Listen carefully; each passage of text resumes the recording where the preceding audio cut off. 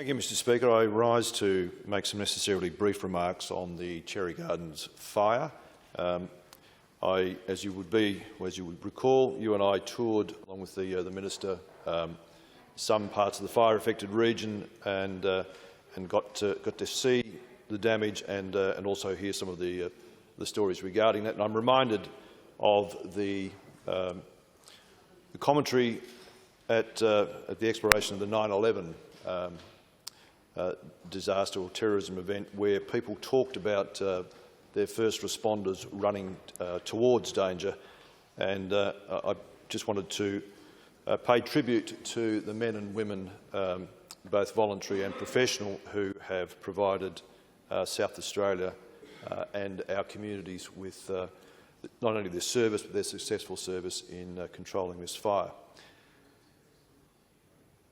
which, as I said, is in large part in your seat of Hyson, but also greatly affected my own seat in the suburb of Cherry Gardens.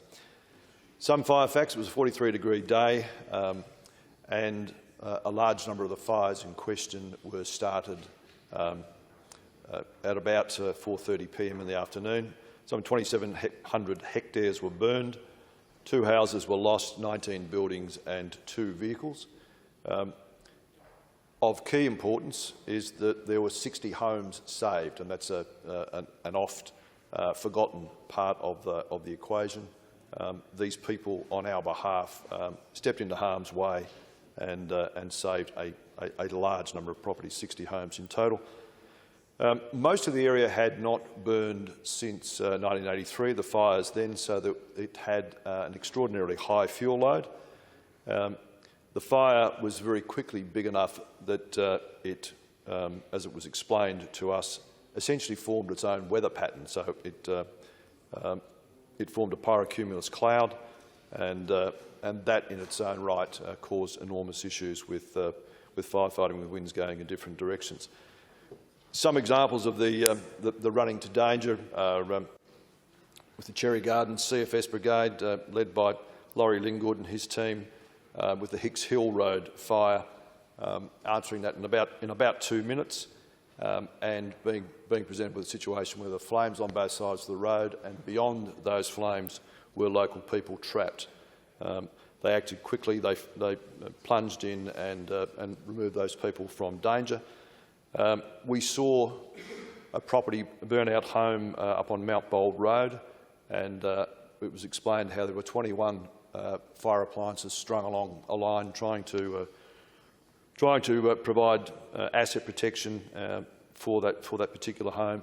There were actually, whilst the fire was engulfing the entire area, there were people inside the home while it was on fire with breathing apparatus on, trying to save that fire. Truly, I wouldn't want to be in the area, let alone be inside a burning home while the rest of the place is burning. So thanks and acknowledgement, as I said, with the CFS, we thank them very much.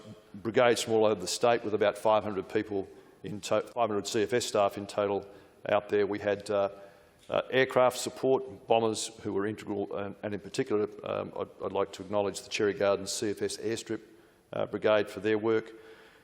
To all of the, as I said, volunteers and professionals from all of the emergency services, Department of Environment and Water, CFS, MFS, SAPOL and SES.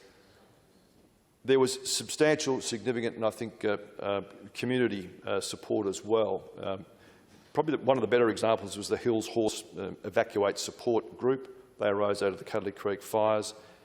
They had about 50-odd horses up there at one stage. So to Kerry Hunt, Beck Smith and Annalise Johnston, thank you. Thank you to Scott Filmer and the team, like Red Cross, SES and businesses who donated.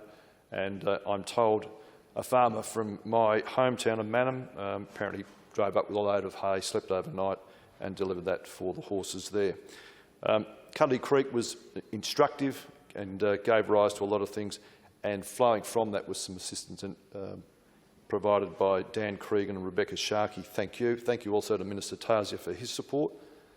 And insofar as lessons are concerned, the Alerts SA system works beautifully, needs better communications infrastructure. They're not firebugs, they're terrorists in my view, and the South Australian community deserves considerable support and says thank you immensely for the efforts of all those people who protected lives and property.